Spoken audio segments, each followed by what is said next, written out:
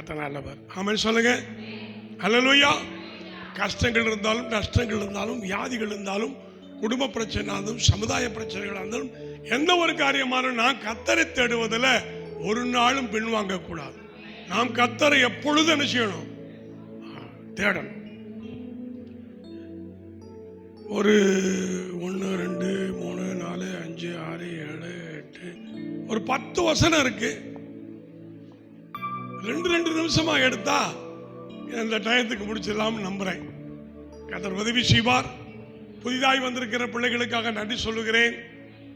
அவர்களை பார்த்து பேசுவதற்கு சூழ்நிலைகள் முன்ன பின்ன இருந்தாலும் நீங்கள் அடுத்த வாரம் வாருங்கள், நான் உங்களை தனிப்பட்ட முறையில் பார்த்து பேசுகிறேன். இன்றைக்கு குறுகிய நேரத்தில் குறுகிய தியானத்தை நல்லபடியாக செய்வோம். கர்த்தர் நமக்கு உதவி செய்வார். லூக்கா எழுதின சுவிசேஷ புத்தகம் 16ஆம் அதிகாரம் 9ஆம் வசனம். லூக்கா எழுதின சுவிசேஷ புத்தகம் 16வது அதிகாரம் வசனம் 9. நிறுத்தி நிதானமா சத்தமா பொறுமையா வாசிங்க.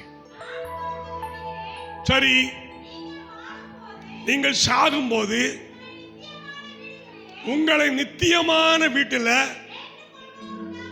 ஏற்றுக்கொள்வதற்கு உண்டாகும்படி அனித்தியான இந்த உலக பொருளால் சிநேகிதரை சம்பாதியுங்கள்.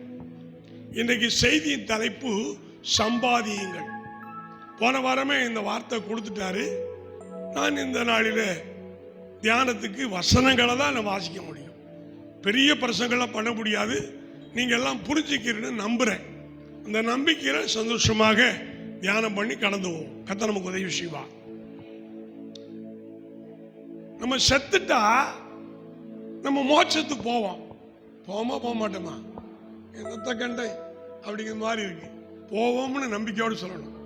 விசுவாசம் தான் ஜெயிக்கும். ஹல்லேலூயா. கர்த்தராகிய இயேசு கிறிஸ்துவை ஏற்றுக்கொண்ட எத்தனை பேரோ அத்தனை பேரும் ஆண்டவருடைய பிள்ளைகள் அப்படி அதிகாரம் கொடுத்திருக்க அப்படினால அவருடைய பிள்ளைகளை ஒரு பொழுது ஒரு காலம் கைவிடவே மாட்டார். அவ கைவிடாத தேவன் மரண வரிதம் நடத்துவார், நித்தியத்துக்கு நடத்துவார், மோட்சத்தில் கொண்டு வந்து சேர்ப்பார். இந்த விசுவாசத்தில் வாழ்ந்துகிட்டு இருக்கும். நம்மகிட்ட மேடு இருக்கும், பள்ள இருக்கும், குறை இருக்கும், அதெல்லாம் அவர் பார்க்க மாட்டார். அழைத்தவர் உண்மை உள்ளவர், அவர் அப்படி செய்வார். அவர் நம்மளை எப்படியாவது கொண்டு வந்து சேர்த்து விடுறதுக்கு அவர் ஒவ்வொரு நாளும் நம் பேர்ல கரிசனையா இருக்கார். ஆமென். நம்ம எல்லாம் போயிடுவோமா? நல்லா சொல்லுங்களேன், போயிடுவோம்னு. கண்டிப்பா போய்தான் ஆகணும். அதுக்குத்தானே இத்தனை பாடு. பூமியில் நிலையாய் வாழ்ந்தவன் யாரடா? இந்த பூமியில் எவனுமே நிலையா வாழ முடியாது. இதை ஒரு நாள் விட்டு தான் போகணும். அவற்றை போய் சேர்றதுதான் மெயின். அதுக்கு தான் இத்தனை பாடு, இத்தனை நிந்த, இத்தனை அவமானம். அதுக்கு தான் என்ன 19 வயசுல இந்த இறைபணியை செய்வதற்கு அழைச்சிட்டாரு. வருமானம் இல்லை, பசி இருக்கு, பட்டினி இருக்கு, நிந்த இருக்கு, அவமானம் இருக்கு, அடி ஒடி எல்லாமே இருக்கு. அதெல்லாம் நான் தாங்கிட்டு தான் 44 வருஷத்துல நான் ஓடிக்கிட்டு இருக்கேன். ஆமென். அதை பத்தி கவலை இல்லை. கர்த்தருக்காக பொறுமையுடன் ஓடுவோம். சம்பாதியுங்கள் என்கிற வார்த்தை இன்னைக்கு நீங்கள் சொன்ன சாட்சிகளிலே பாடல்களிலே ஆராதிக்கிற பொழுது அது எனக்கு காதில் விழுந்துகிட்டே இருந்துச்சு. அப்ப ஆண்டவர் இன்றைக்கு இந்த வசனத்தை கொடுத்தது சரியா இருக்கிறது. இது போன வாரத்துக்கு முதல் வாரம் பேச சொன்னாரு. போன வாரம் தடுத்து தான் குணசாலியான ஸ்திரியை கண்டுபிடிப்போம் யாருன்னு பேச சொல்லிட்டாரு. அதனால இந்த வாரம் இந்த வசனத்தை ஆண்டவர் கொடுத்திருக்கிறார். நம்ம எல்லாரும் சம்பாதிக்கணும், எல்லாரும் உழைக்கணும், எல்லாரும் பொருள் ஈட்டணும். பொருள் இல்லாருக்கு இவ்வுலகம் இல்லை, அருள் இல்லாதவர்களுக்கு அவ்வுலகம் இல்லை. இந்த உலகத்துக்கு நமக்கு பொருள் வேணும். அந்த உலகத்துக்கு என்ன வேணும்? அருள் தாண்டது பரிசுத்த ஆவியினுடைய நிறைவு வேணும். இந்த பூமியில நீங்க நிறைய சொத்து வச்சு பரிசுத்த ஆவி இல்லைன்னா நீங்க அங்க போக முடியாது, மதிப்பு இருக்காது. ஜலத்தினாலும் ஆவியினாலும் புறாவட்ட தேவனுடைய ராஜ்யத்தை காண மாட்டான்னு சொல்லியிருக்கிறார். அப்ப அந்த உலகத்துக்கு அருள் வேணும், இந்த உலகத்துக்கு பொருள் வேணும். இந்த உலகத்துக்கு பொருள் வேணும்னா சம்பாதிக்கணும், உழைக்கணும். அருள் வேணும்னா காத்திருந்து பரிசுத்தாவின் வல்லமையை பெற்று அதை இழந்து விடாதபடிக்கு ஒவ்வொரு நாளும் ஆவியான ஒரு சத்தத்துக்கு செவி கொடுக்கும். ஆமென் சொல்லுங்க. ஹல்லேலூயா. சரி, அந்த சம்பாத்தியம் என்கிற அடிப்படையில் அப்போஸ்தலர் நடபடிகள் 20:28 படி. அப்போஸ்தலர் நடபடிகள் 20:28. அப்போஸ்தலர் நடபடிகள் 20:28. ஆகையால் உங்களை குறித்தும் தேவன் தம்முடைய சுய இரத்தத்தினாலே சம்பாதித்துக் கொண்ட தமது சபையை, போதும், ஆண்டவர் சம்பாதித்தது அப்படின்னு இங்க எழுதப்பட்டிருக்கு. நீங்களும் நானும் சம்பாதிக்கணும் என்று தியானம் பண்ணும் பொழுது ஆண்டவர் என்னையா சம்பாதித்தார் ஒரு கேள்வி வந்தா, ஆண்டவர் தம்முடைய சுய ரத்தத்தை சிந்தி சபையை சம்பாதித்திருக்கிறார். அவர் சம்பாதித்தது எது? சம்பாத்தியம் சபை. கடவுள் சம்பாதித்தது சபை. அது அவருடைய சொந்த ரத்தத்தை பூமியில நமக்காக சிந்தி அதன் மூலமாக ஆத்துமாக்களை ரட்சித்து ஒரு சபையாக அவர் சம்பாதித்திருக்கிறார். அந்த சபையை கண்காணிக்கணும், மேய்க்கணும், ஊழியக்காரனை வச்சிருக்கிறார். அவ்வளவுதான். அதிலிருந்து எடுத்துக்கொள்ள வேண்டியது கடவுள் சம்பாதிச்சது ஆத்துமாக்களாகிய சபை. ஆமென் சொல்லுங்க. இந்த சபைக்காக இயேசுநாதர் ரத்தம் சிந்தி இருக்கிறார். ரத்தம் சிந்திதான் இந்த சபை உருவாயிருக்கிறது. ஏதோ ஒரு புதுப்பட்டி திருச்சபையில ஏதோ வத்ரா புதுப்பட்டியில ஊழியம் பண்ணவரை இங்க வந்து நான் சம்பாதித்தேன்னு சொல்லல. இயேசுநாதர் ரத்தம் சிந்தி இந்த சபையை என்ன செய்கிறாரு? உண்டாக்கி இருக்கிறார். உண்டாக்கப்பட்ட இந்த சபையில என்னை கொண்டு வந்து மேய்க்க, கண்காணிக்க வச்சிருக்கிறார். அவ்வளவுதான். நான் ஒரு வேலைக்காரன். சபை அவருடையது. அந்த சபையாகிய தோட்டத்தில் நான் ஒரு வேலைக்காரன். நான் என்ன வேலை செய்யறனோ நான் செய்யற வேலைக்கு எனக்கு கூலி கொடுப்பார். ஆமென். ஹல்லேலூயா. அடுத்தபடியா பாப்போம். சங்கீதம் 74:2. வசனம் தான் வாசிக்க முடியும். நான் சொல்லுகிறத நீங்க விளக்கத்தை புரிஞ்சுக்கணும். அதுக்கு மேல நேரம் இல்லை. 74ஆம் சங்கீதம் வசனம் 2. நீர் பூர்வ காலத்தில் சம்பாதித்த உமது சபையையும் நீர் மீட்டு கொண்ட உமது சுதந்திரமான கோத்திரங்களையும் நீர் வாசமாயிருந்த சீயோன் பர்வதத்தின் நினைத்தருளும் எழுதப்பட்டிருக்கிறது. அப்படி என்றால் ஆண்டவர் இந்த சபையை 1989 உருவாக்கின புதுப்பட்டி சபை அல்ல. நம்ம நினைக்கிறோம் இவர் 89 தானே வந்தாரு, அப்பதான் இந்த ஊழியம் பண்ணாரு, அப்பதான் இந்த சபை வந்துச்சு நம்ம நினைக்கிறோம். ஆனா இது பூர்வ காலத்திலேயே சம்பாதித்த சபை. சொல்லுங்க. ஆகவே ஆதீனத்திலே ஆண்டவர் இந்த உலகம் உருவாகிறதுக்கு முன்னாடி, தாயின் கர்ப்பத்தில் நாம் எல்லாம் உருவாகிறதுக்கு முன்னாடி நம்மளை பெயர் சொல்லி அழைத்த கர்த்தர். அப்படின்னா இந்த புதுப்பட்டி திருச்சபையில இந்தந்த குடும்பம், இந்தந்த விசுவாசி, இந்தந்த ஆத்துமா இருப்பாங்கன்னு அவர் அறிஞ்சிருக்கிறார், அவர் தெரிஞ்சிருக்கிறார், அவர் ரட்சித்திருக்கிறார், அவர் அழைத்திருக்கிறார், கொண்டு வந்து சேர்த்திருக்கிறார். நீங்க நானும் வந்ததல்ல, நீங்கள் நானும் இங்க வந்து சேர்த்துட்டோம்னு சொல்ல முடியாது. நான் பண்ண ஆத்துமா, நான் கொண்டு வந்து சேர்த்த ஆத்துமா அப்படி சொல்ல முடியாது. அவர் பூர்வ காலத்தில் சம்பாதித்த சபை. ஒருவேளை நம்முடைய பார்வைக்கு இந்த ஊழியம் 35 வருஷமா இருக்கும், அவருடைய பார்வையில பூர்வ காலத்திலே உருவாக்கின சபை ஊழியம். ஆமென். இந்த விசுவாசம் நமக்கு வரணும்.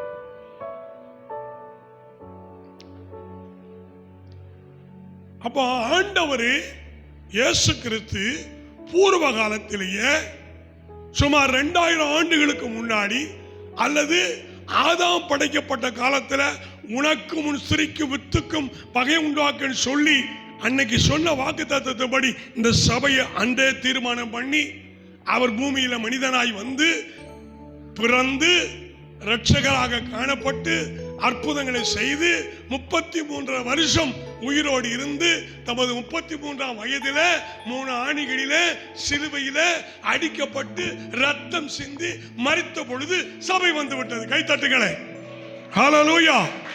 அப்ப நம்முடைய சபை இந்த அல்ல 35 வருஷம் அல்ல, உலக தோற்றத்துக்கு முன்னே உருவானது, பூர்வ காலத்தில் உருவானது. அது இயேசு ரத்தம் சிந்தி சம்பாதித்த சபை.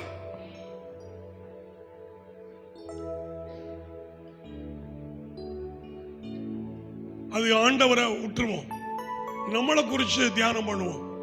நாம் எல்லாரும் சம்பாதிக்க பிறந்திருக்கிறோம். சம்பாதிக்கணுமா சம்பாதிக்க கூடாதா? சம்பாதிக்கணும். உழைக்கணுமா உழைக்க கூடாதா? திரள் கடல் ஓடியும் திரவியம் தேடுது அப்படின்னு என்ன அர்த்தம்?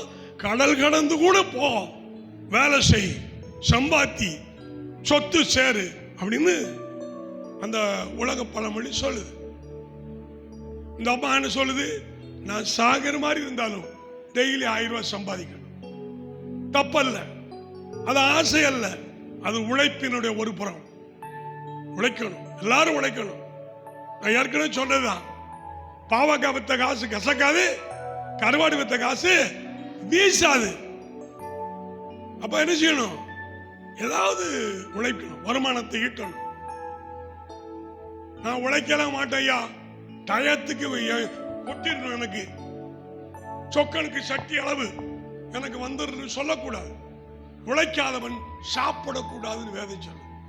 நிறைய பேர் உழைக்காமல சாப்பிடணும்னு நினைச்சுக்கிட்டு இருக்க, அந்த நினைப்பு பொழப்ப கெடுத்துரும்.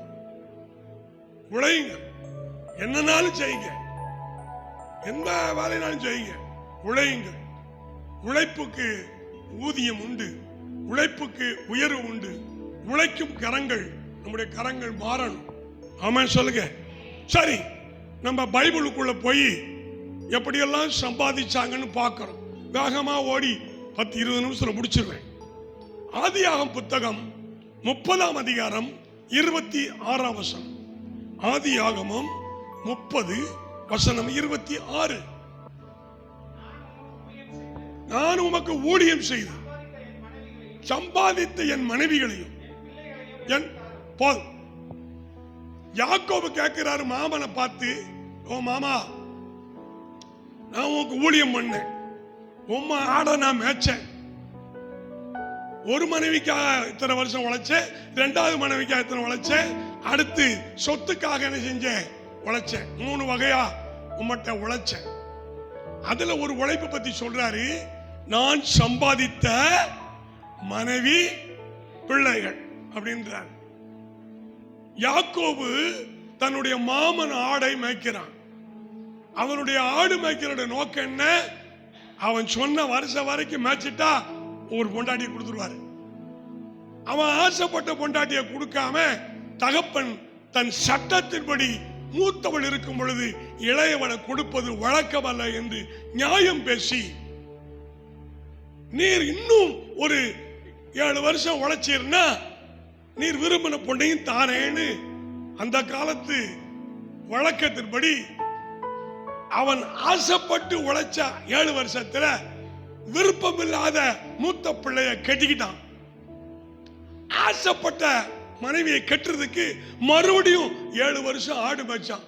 அது லேசா ஓடிடுச்சான். 2 மனைவியும் கட்டிட்டான். 2க்கும் புள்ள, ஒவ்வொருத்திக்கும் வேலைக்காரி இருந்தது 4. அதுல 13 பிள்ளைகள் பிறந்து 12 கோத்திர பிதாக்களும் ஒரு பெண் பிள்ளையும் 13 பிள்ளையை பெற்ற இந்த யாக்கோபு சொல்றாரு, நான் சம்பாதித்த மனைவி பிள்ளைகள். சும்மா வந்துருமா மனைவி? உழைக்காம பொண்டாட்டி கிடைக்குமா? வேலைக்கு போகாம எங்கேயாவது பொண்ணு தருவானே எவனாவது? நீங்க பொண்ணு கொடுப்பீங்களா? உழைச்சவனுக்கு தான் பொண்ணு. நான் கல்யாண வீட்டில் பேசுறதுன்னா, உழைச்சவனுக்கு பொண்ணை கொடு, சமைக்க தெரிஞ்சவனுக்கு பொண்ணாயிடு. பெண்ணா இருந்தா சமைக்க தெரியணும், ஆணா இருந்தா சம்பாதிக்க தெரியணும். இந்த 2 சரியா இருந்தா லைஃப் பெட்டரா இருக்கும், வாழ்க்கை சிறப்பா இருக்கும். என்ன சொல்ல மாட்டேங்கிறீங்க? கம்முன்னு இருக்கிறத பார்த்தா மைக்கை வச்சுட்டு இந்த வழியா ஓடிடலான்னு பாக்க சொல்லுங்க. மறுபடியும் நீங்களே சொல்லுங்க. ஆம்பளையா இருந்தா உழைக்கணும், பொம்பளையா இருந்தா ஆமா, புருஷனுடைய நோக்கத்தை அறிஞ்சு பொண்டாட்டி நடந்த ஆம்பளைக்கு வேற யாக்க ஏண்டி வருது? இன்னொரு வீட்டுக்கு ஏன் சாப்பிட போறா? ஹோட்டலுக்கு எதுக்கு போறா? இன்னொரு பொண்டாட்டி ஏன் கட்டுறா? நீ கரெக்டா வாய்க்கு ருசியா போடணும். இதனாலதான் நிறைய குடும்பங்கள் இருக்கு பிரச்சனை வருது.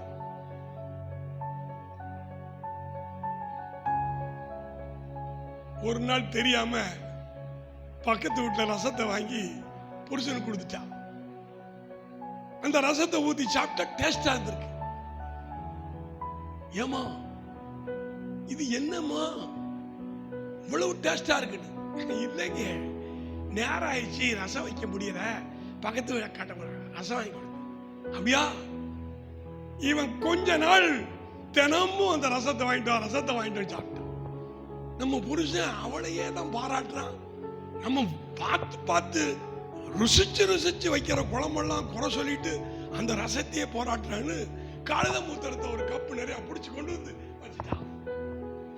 அவன் அதை ஊத்தி சாப்பிட்டான். ஆஹா பிரமாதம், இத்தனை நாள் இருக்கிற டேஸ்டை விட இது இன்னும் பிரமாதம். அவ சொன்னா கழுத மூத்திரத்தை வச்சா அந்த மாதிரி நிறைய பேருடைய லைஃப் இருக்கு. வைக்கிற வச்சா கழுத மூத்திரம் கூட எப்படி இருக்கும்? நல்லா தான் இருக்கும்னு சொன்ன. இது ஒரு தமாசுக்கு சொன்ன, அதையே மனசுல வைக்காதீங்க. சம்பாதிச்சு கொடுக்கிற புருஷனா இருக்கணும், நல்லா சமைச்சு கொடுக்கிற மனிதன். நாங்கள்லாம் பெண்கள், நாங்கள்லாம் அடிமை கிடையாது. உன் குப்பை தொட்டி சங்கத்தை அங்கிட்டு தூய்ப்பாடு. வாழ்க்கை நல்லா இருக்கணுமா? உண்மையை பாரு. ஆதாமுக்கு தான் கர்த்தர் ஏவாளை படைச்சார் ஒழிய ஏவாளுக்காக ஆதாம படைக்கவே இல்லை. இத உண்மையை புரிஞ்சுக்கிட்டு ஆம்பளை மாதிரியா நடக்கணும், பொம்பளை மாதிரியா நடக்கணும். அந்த லைஃப், அந்த குடும்ப வாழ்க்கை சந்தோஷமா இருக்கும். ஆமென். ஒரு குடும்பத்தை குறிச்சு அறிவேன். வாரத்துல 2 நாளைக்கு தான் வேலை போவான். 5 நாள் 6 நாள் போகவே மாட்டான். என்ன செய்யணும்? கடன் வாங்கி இந்த பேருக்கு ஆக்கி போட்டு ஏகப்பட்ட கடன் ஆயிட்டு. அவ பார்த்தா கோர்ட்ல கேஸ போட்டு டைவர்ஸ் வாங்கி வச்சுக்கிட்டா.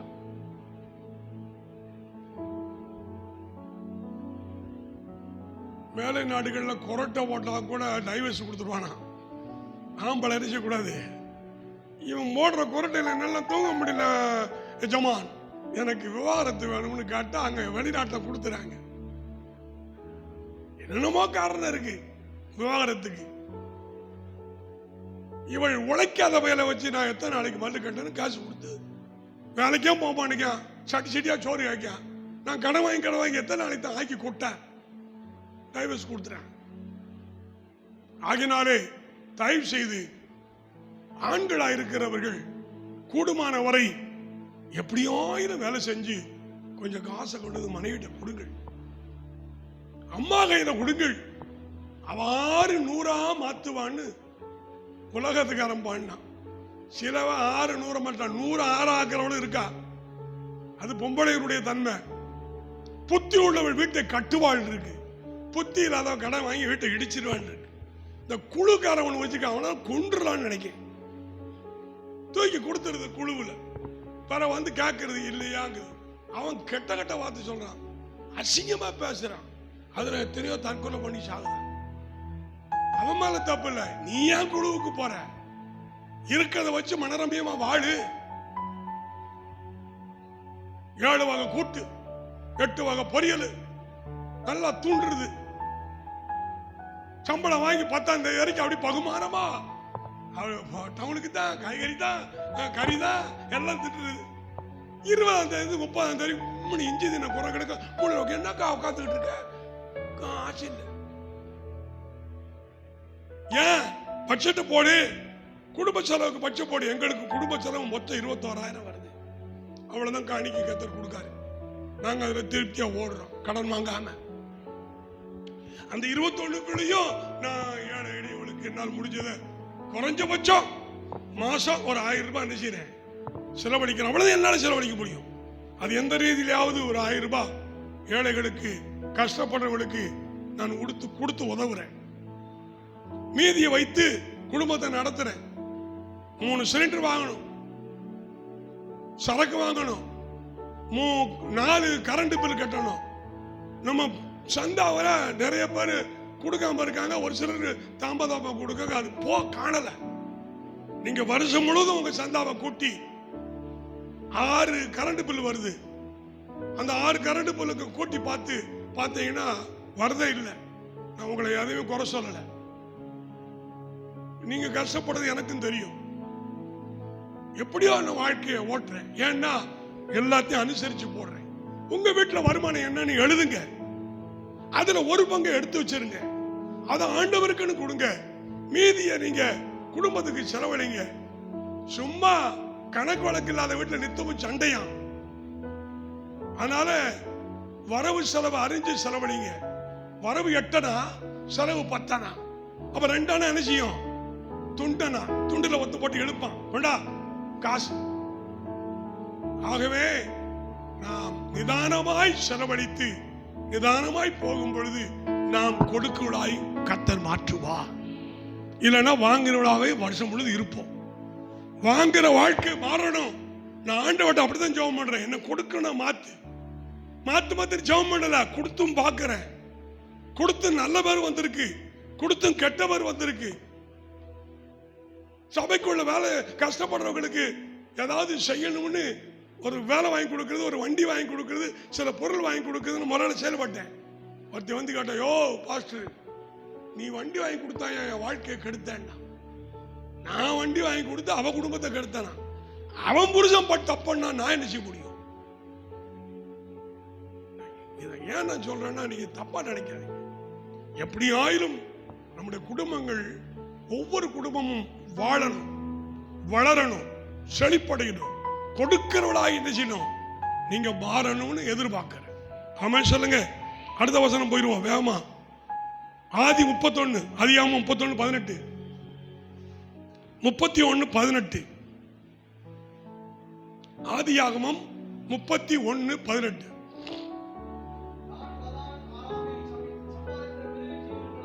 பதான் அராமிலே சம்பாதித்த மிருக ஜீவன்களாகிய போதும்.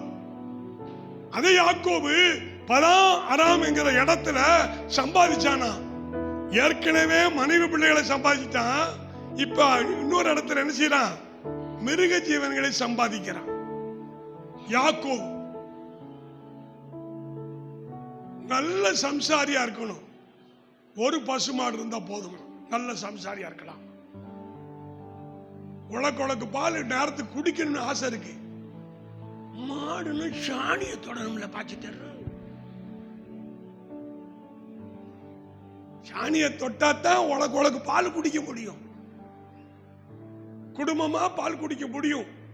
அந்த காலத்துல உரம் இருக்கும், உரி இருக்கும், அதுல தயிர் இருக்கும், பால் இருக்கும். எறும்பு போகாம எந்த இதுவும் போகாம கட்டி தொங்க விட்டுருப்பாங்க. சோறை போட்டு கம்மஞ்சோறு, சோளச்சோறு, கூழு, காப்பக்கூழு எல்லாம் போட்டு அந்த தயிரை ஊத்தி கடைச்சி அடிச்சா உடம்பு குழுன்னு இருக்கும், ஒரு வியாதி இல்லாம இருக்கும். வருஷம் முழுவதும் இந்த சோத்தை தின்னுட்டு, இந்த அரிசியை தின்னுட்டு எல்லா வியாதியிலும் உட்கார்ந்து இருக்கிறோம். தமிழ்நாடு தான் சோறு திங்கிறோம் அதிகமா. வட இந்தியாலாம் அவங்க சப்பாத்தி அந்த மாதிரி தான் சாப்பிடுறாங்க. அது ஒவ்வொரு ஏரியாவுக்கு தகுந்து உணவு பழக்கங்கள் வித்தியாசம் இருக்கு. மாடு வளர்க்கணும். மாடு வளர்க்கிறவங்களை கேவலமா பேசக்கூடாது. பாஸ்டர், மாடு வளர்த்து ஒரு ஊருக்கு போக முடியல, ஒரு இடத்துக்கு போக முடியல, எங்கேயும் போக முடியல, மாடு பட்டா கிடக்குமே. கிடக்கத்தான் செய்யும், அதுக்கு அனுசரிச்சு செஞ்சுட்டு தான் போகணும். பாடுகளோடு பாடு இருந்தா தான் பகுமானமா வாழ முடியும். ஆமென் சொல்லுங்க. மிருக ஜீவன்கள் இருக்கணும், ஆண்டவருக்கு மகிமையா இருக்கட்டும். அடுத்து படிங்க. ஆதியாகமம் 46:6. 46:6 முடிச்சிரு.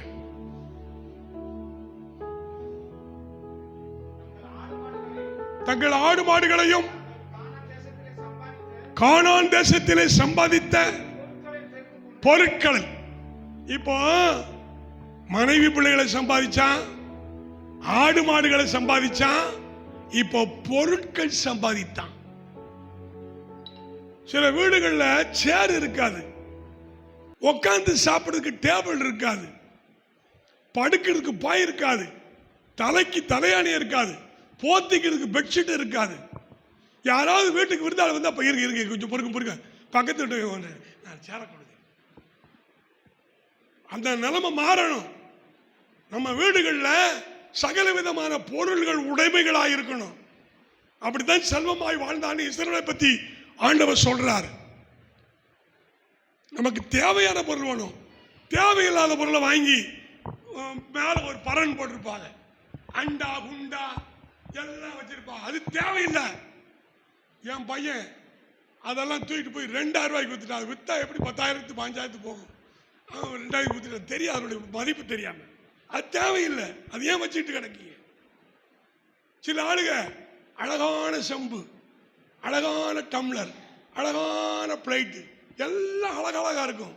ஆனால் இங்கே சாப்பிட்ற இடத்துல உட்காந்தா அது தஞ்சாவூர் பொம்மானக்கு அந்த செம்பு என்ன செய்யும்? நெளிஞ்சு ஆடிக்கிட்டு இருக்காங்க. நான் வந்து உங்கள் வீட்டை உட்காந்து சாப்பிட்றோம்னா இதெல்லாம் நான் பார்ப்பேன். இதெல்லாம் உங்களுக்கு மனசில் வரணும். நல்ல செம்பு வைக்கலன்னா நாரை கிளி கிழிப்பார் தெரியணும். விருந்தாளுக்கு வந்தா அப்படி செய்யணும்னு சொல்ல வரேன். நான் ரொம்ப ஆடம்பரமா வாழணும்னு சொல்லல. இருக்கிறதுக்கு தேவையா இருக்கு. நம்ம வீட்டில் 4 பேர் இருக்கோம். 4 பேருக்கு பிளேட் இருக்கு, 4 பேருக்கு டம்ளர் இருக்கு, 4 பேருக்கு சமைக்கிற சட்டி இருக்கு, 4 பேருக்கு வைக்கிற குழம்பு இருக்கு, பொரிக்கிறதுக்கு வடை சட்டி இருக்கு. இருக்கா இல்லையா? 4 பேருக்கு பைபிள் இருக்கா? ஐயோ, ஒத்த பைபிள தான். அது முன்பக்க அட்டையும் இருக்காது, பின்பக்க அட்டையும். பைபிளை தூக்கிட்டு வரல சொல்லுங்க. பைபிளை தூக்கிட்டு சொல்லுங்க. ஏமாத்தக்கூடாது. ஆளே இல்லையா? அல்லேலியா. ஆமா, யாரு வீட்டுல இல்ல இப்ப பைபிள் இல்லையா? வீட்டில் இருக்கிற பிளேட் கொடுத்துக்கு போட்டு ஒப்படைச்சிடணும். ஒத்த பிளேட்டை கழுவி கழிப்பு வீட்டு குடும்பமா சாடுங்க. பொருட்கள் சம்பாதித்தான் போட்டோம். வேமா போ அடுத்த பாயிண்ட். ஆதியாகமம் 48:22. 48 வசனம் 22. உன் சகோதரருக்கு கொடுத்ததை பார்க்கலும் நான் நான் நான் அதை அழுத்தணும். அப்ப சொத்தல்ல, ஆத்தா சொத்தல்ல, மாம சொத்தல்ல, நான் அப்படிங்கிற பாயிண்ட் அழுத்தணும். நான் பட்டயத்தினாலும் வில்லினாலும் போதும். நல்லா கவனிக்கணும். நிலத்தை சம்பாதிக்கணும். நிலபலங்கள் வேணும். யாருக்கெல்லாம் நிலபலம் இல்லையோ கடவுள்கிட்ட கேளுங்க. கர்த்தர் கொடுப்பாரு. நிலபலங்கள் கொடுப்பாரா? கண்டிப்பா கொடுப்பாரு. நிலபலங்கள் வேணும். என்னென்ன சம்பாதிச்சான்? மனைவி பிள்ளைகளை, ஆடு மாடுகளை, பொருட்களை, நிலத்தை சம்பாதித்தான். சொல்லுங்க. ஆதியாகமம் 36:6. ஆதியாகமம் 36:6. ஏசா தன் மனைவிகளையும் குமாரர்களையும் குமார்த்திகளையும் தன் வீட்டில் உள்ள எல்லாரையும் தன் ஆடு மாடுகளையும் ஜீவசந்துக்களையும் கானான் தேசத்திலே சம்பாதித்த போதும். ஆஸ்தி முழுவதும். நம்ம எல்லாம் ஆஸ்தி உடையவர்களா இருக்க வேண்டும். அஸ்தி கரைப்பதற்கு முன்ன ஆஸ்தி சேர்க்கணும். அஸ்தி நானது எரிச்சு சாம்பலாக்கி போய் கங்கையில கரைச்சி விடுறாங்கல்ல இந்துக்கள். அந்த அஸ்தி கரைக்கிறதுக்கு முன்னாடி நம்ம ஆஸ்தியை சேர்த்தணும். சாகிறதுக்குள்ள சம்பாத்தியம் சேர்க்கணும். பிதாக்கள் சேர்த்து வைக்கும் ஆஸ்தி பிள்ளைகளுக்கு. எங்க அப்பா என்ன கொடுத்தானா, எங்க ஆத்தா கொடுத்தாளா, இல்ல என் மொண்டாட்டி வழியில கிடைச்சதா, நாங்க எப்படி பிழைச்சோம், நீங்களும் பிழைக்கல அப்படின்னு பிள்ளைகளை பத்தி சொல்லக்கூடாது. அந்த பிள்ளைகளுக்கு நீங்கள் ஆஸ்திகள் என்ன செய்யணும்? நிறைய தாய் தகப்பன்மார்கள் தின்னா போதும், செத்தா போதும், வெந்ததை தும்ப விதி வந்தா போட்டும். இதுகளுக்கு அது எப்படி பிழைச்சான, அது எப்படி போனான்னு அப்படி இருக்கக்கூடாது. நாம் நம்முடைய சந்ததிகளுக்கு, நாம் நம்முடைய பிள்ளைகளுக்கு, நாம் நம்முடைய வாரிசுகளுக்கு ஏதாயிரம் ஒரு ஆஸ்தியை, நிறைய சொல்லல, முடிஞ்ச ஆஸ்தியை, நம்மளால் சம்பாதித்து உழைத்து சேர்த்து வைக்கிற ஆஸ்தியை அவங்களுக்கு சேர்க்கணும். ஆமா சொல்லுங்க. இதை மைண்டில் வரணும், இதை மைண்டில் வரணும்.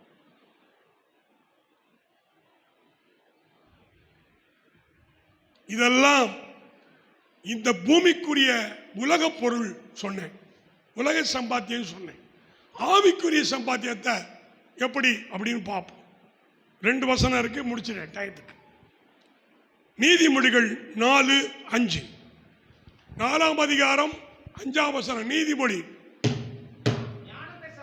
ஞானத்தை சம்பாதி, புத்தியும் சம்பாதி,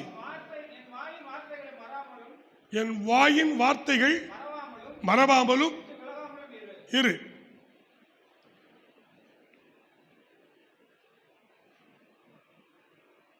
நீதிமொழிகள் 3:13,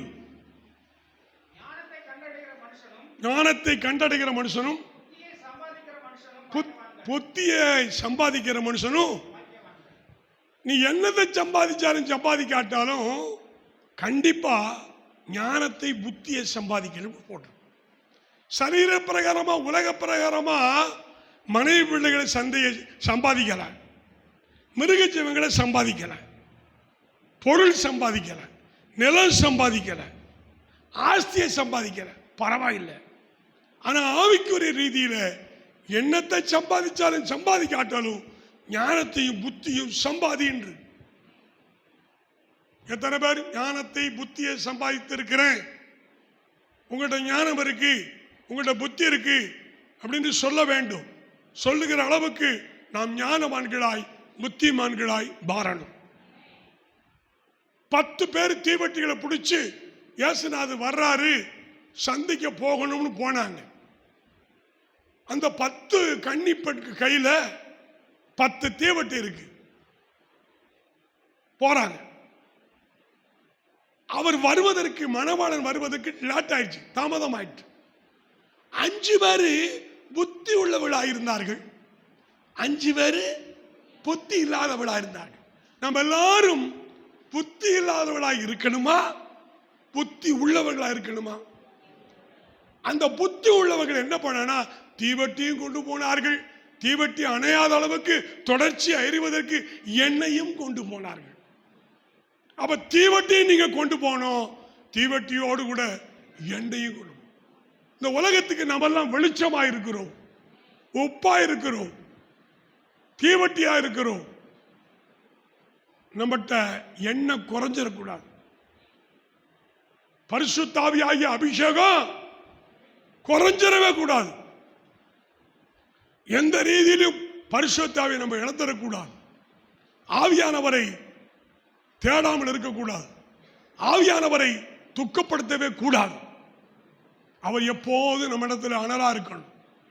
திடீர்னு குளிராயிடக்கூடாது, திடீர்னு தீவட்டி அணைஞ்சிடக்கூடாது. ஆவியானவர் கூட சொல்றாரு, கேட்டா சரி கேட்காட்டா சரி, அதை பத்தி பிரச்சனை இல்லை, நீங்கள் புத்தி உள்ளவளாக இருக்க வேண்டும் என்று கர்த்தர் விரும்புகிறார். ஓ, மணவாளன் வந்து விட்டார் என்று சொன்ன பொழுது புத்தி இல்லாத 5 பேரும் கடைகளுக்கு போயிட்டாங்க, என்ன வாங்க. மணவாளன் வந்து விட்டார் என்று சத்தத்தை கேட்ட உடனே புத்தி உள்ளவளாய் எண்ணெய் வைத்திருந்தவர்கள் உள்ளே பிரவேசித்தார்கள். கர்த்தரால் பிதாவால் ஆசீர்வதிக்கப்பட்டவர்களே உள்ளே வாருங்கள் என்று அழைத்துக் கொண்டார். புத்தி இல்லாதவர்கள் வந்து எண்ணெய் வாங்கி விளக்க கொளுத்தி மறுபடி வந்து கதவை தட்டினார்கள். புத்தி இல்லாதவர்களே போங்க, நீங்க யாருன்னு எனக்கு தெரியாது, கதவு சாத்தப்பட்டாச்சு, பரலோகத்துக்கு உள்ள போக முடியாது. அப்படி போகணும்னா நம்ம எல்லோரும் புத்தி உள்ளவளாய் இருக்கும். என்ன சம்பாதிச்சாலும் சம்பாதிக்காட்டாலும் எதை சம்பாதிச்சாலும் ஞானத்தையும். நீ நிறைய பேருடைய வாழ்க்கையில நிறைய சம்பாதிச்சிருப்பாங்க, ஆனா புத்தி இல்லாம இருக்கும், ஞானம் இல்லாம இருக்கும். அது என்ன செய்யணும் தெரியாம வேஸ்ட் பண்ணிடுவாங்க. தடுமாற்றம் எல்லாருக்கும் வரும். தடுமாற்றம் கட்டவன் ஞானிம்பாங்க. ஐயோ, நான் இப்படி செஞ்சிருக்கணும், நான் இப்படி செஞ்சிட்டேனே, நான் இப்படி பேசியிருக்கணும், இப்படி பேசிட்டேனே, நான் இப்படி நடந்திருக்கணும், இப்படி நடக்கலையே, நான் இப்படி ஒரு காரியத்தை வாய்க்கப்பட்டிருக்கணும், வாய்க்கப்படலையேன்னு கட்ட பிறகுதான் ஞானின்னு விளங்குவார்கள். ஆகையினால்தான் நாம் முதியோர்களை அனுசரிக்கணும். அவர்கள் அனுபவம் உள்ளவர்கள், அவர்கள் நல்லது கெட்டது தெரிந்தவர்கள், அதெல்லாம் கடந்து வந்தவர்கள். நாம் ஆலோசனை கேட்க வேண்டும். ஆலோசனை இல்லாத இடத்தில் ஜனங்கள் விழுந்து போவார்கள். ஆலோசனை அவமதிக்கிறவன் நாசம் அடைவான். ஆலோசனை முக்கியம். துர் ஆலோசனை அல்ல, நல் ஆலோசனை பண்ணி யுத்தம் பண்ணும். அதுதான் புத்தி, அதுதான் ஞானம். கடைசி வசனம், பிரசங்கி புத்தகம் 2ஆம் அதிகாரம் 7ஆம் வசனம் முடிச்சிட்டேன். பிரசங்கி 2:7. வேலைக்காரர்களையும் வேலைக்காரிகளையும் சம்பாதித்தேன். வீட்டிலும் வேலைக்காரர்கள் பிறந்தார்கள்.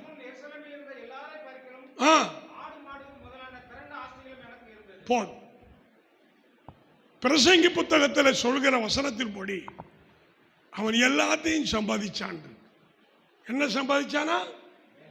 வேலைக்காரர்கள், வேலைக்காரிகள். ஒரு உண்மையான கிறிஸ்தவ வீட்டில், ஒரு உண்மையான விசுவாசமான வீட்டில் அவன் ஆஸ்தி உடையவனாய், செல்வந்தனாய், ஐஸ்வர்யவானாய், மேன்மையானவனாய் மாறணும். அப்படி மாறினா அந்த வீட்டில் வேலைக்காரர்களும் வரணும். வேலைக்காரிகளையும் வேலைக்காரர்களும் வர்ற அளவுக்கு அவர்கள் உயர்ந்திருக்கணும். கர்த்தர் ஆபிரகாமை சீமானாய் மாற்றினார். நம்மளையும் சீமானாய், என்ன ஒன்றும் சொல்ல முடிய, மாத்தினாலும் மாற்றுவார், மாத்தாம போனாலும் போவார். கடவுள்கிட்ட போய் இதெல்லாம சொல்ல முடியும்? கண்டிப்பா மாத்துவாரு. சீமாட்டி கடையில் சேலையை வாங்கி கொடுத்ததுனால நீ சீமாட்டி ஆக முடியாது. கர்த்தர் உனக்கு அந்த கிருபையை தருவார். நான் ஆண்டவர்கிட்ட ஜெபம் பண்ணுவேன், ஆண்டவரே திருடவும் கூடாது, எனக்கு அதிகமாகவும் வந்து உண்மை மறுதளிச்சிடக்கூடாது, எனக்கு போதுமானதை நீங்க தாங்க. இதுதான் உண்மையான கிறிஸ்தவ லைஃப். போதும் என்கிற மனதோட கூடிய தேவ பக்தியை மிகுந்த ஆதாயம். பக்தி தான் ஆதாயம். தேவனை தேடுங்கள், தேவன் உங்களை ஆசீர்வதிப்பா. நீங்கள் உலகப் பொருளால் சம்பாதித்த அத்தனை வச்சுட்டு பரலோகத்தில் வாங்க வாங்க சிஸ்டர், வாங்க வாங்க பிரதர் அப்படின்னு நம்மளை அழைப்பதற்கு அங்க முன்னக்கூட்டி இயேசுவின் பிள்ளைகள் இருக்கணும். எதன் மூலமா? அந்த சகோதரி சொல்லிச்சுல்ல, என்னத்தையோ நான் வச்ச முறை கடவுளுக்கு பிடிக்காது, ஏதோ அத்தனை பெரிய ஊரில் எங்கள் வீட்டில் தான் டிவி இருக்கு, அதில் பார்க்க வரணும்னு ஆசைப்பட்டு 50 பைசா ₹1 வாங்கி அந்த காசை நான் தின்னுக்கிறாம, அதை வாங்கி என் வாயில போடாம, அதை வாங்கி எனக்கு எனக்குன்னு சொல்லாம, அது மற்றவர்களுக்குன்னு ஊழியத்திற்காக சில விசுவாச பிள்ளைகளை சர்ச்சுக்கு கூப்பிட்டு போய் பஸ் டிக்கெட் போட்டு செய்கிறாங்க. நம்ம சகோதரி அவர்களும் ராகல் சின்னமுத்து அவர்களும் அருமையான பொன்னுமுத்தம்மாவுடைய தங்கச்சிய சர்ச்சுக்கு வருகிறதுக்கெல்லாம் போக ₹10 வர ₹10 ஆட்டோ செலவழிச்சு நல்லபடியாக அந்த தாய் விசுவாசத்தில் இருந்து கர்த்தருக்குள் மரித்திருக்கிறார். ஒருவேளை இவர்கள் அங்கே பரலோகத்துக்கு போயிட்டாங்கன்னா வாங்க வாங்க வாங்க அப்படி சொல்வார்கள். சொல்வாங்களா, சொல்ல மாட்டாங்களா? அந்த மாதிரி உலக பொருளால் சிநேகிதர்களை, உங்களை பரலோகத்தில் ஏற்றுக்கொள்வதற்கான சிநேகிதர்களை சம்பாதிங்க. நிறைய பேர் ஃப்ரெண்ட்ஷிப் பிடிக்கிறாங்க. இந்த உலகத்தில் இருக்கிற ஃப்ரெண்ட்ஷிப் எதுக்கு? தண்ணி அடிக்கிறதுக்கு, கஞ்சா போடுறதுக்கு, பொம்பளை கூட்டிட்டு சுத்துறதுக்கு ஃப்ரெண்ட்ஷிப்பா? ஜெபம் பண்றதுக்கு, பைபிள் படிப்பதற்கு, ஊழியம் போவதற்கு அப்படி ஃப்ரெண்ட்ஸ் வேணும். உங்க நண்பர்களை சொல்லு, உன்னை பத்தி நான் சொல்றேன் அப்படின்னு சொல்லுவாங்க. யாரோடு சேர்றீங்களோ கூட்டு தான் முக்கியம். கூட்டு எதுக்காக கூட்டு வைக்கிறாங்கன்னு பார்க்கணும். உங்களுடைய கூட்டு, உங்களுடைய கூட்டாளி உங்களை வாரவும் போவான், கவுத்தும் விடுவான், தீய வழியில் நடத்துவான். உங்களை பக்திக்குள் நடத்துவளாய் கூட்டிருந்தால் அப்படிப்பட்டவளுக்கு எவ்வளவு காசுனாலும் செலவழிங்க, அது உங்களை ஆசீர்வதிக்கும். ஆமென். ஒரு ஜெபம் பண்ணி முடிச்சிடும். நல்ல பிதாவே ஸ்தோத்திரம், திருவசனங்களுக்கு ஸ்தோத்திரம். இந்த நாளுக்குரிய சத்தியத்துக்காக எனக்கும் எங்களுக்கும் போதகராக இருக்கிற எங்கள் தகப்பனே, இந்த சத்தியத்தை அறிந்த நாங்களும் இந்த வசனம் எங்களை விடுதலை ஆக்கட்டும். சமாதானத்தோடு வாழவும், சமாதானத்தோடு ஒரு ராஜ்யம் வரவும், சமாதானத்தோடு இந்த திருச்சபை காக்கப்படவும் என்னை மேய்ப்பனாய் வைத்திருக்கிறேன். ரத்தம் சிந்தி சம்பாதித்த சபையை கண்காணிக்க எனக்கு ஞானம் புத்தி கொடு, கிருபை கொடு, வாக்கு வரம் வல்லமை எனக்கு கொடும், இன்னும் தீர்க்காயுசு கொடும். இன்னும் சபைக்காக ஊழியத்துக்காக உழைக்கிறவனாய் என்னையும் மாற்றும். நாங்கள் இணைந்து சேர்ந்து கர்த்தருடைய ராஜ்யத்தை கட்டி எழுப்ப உம்முடைய அபிஷேகங்களுக்கு தாராளமாக இருக்கு. இயேசுவின் நாமத்தில் பிதாவே, ஆமென்.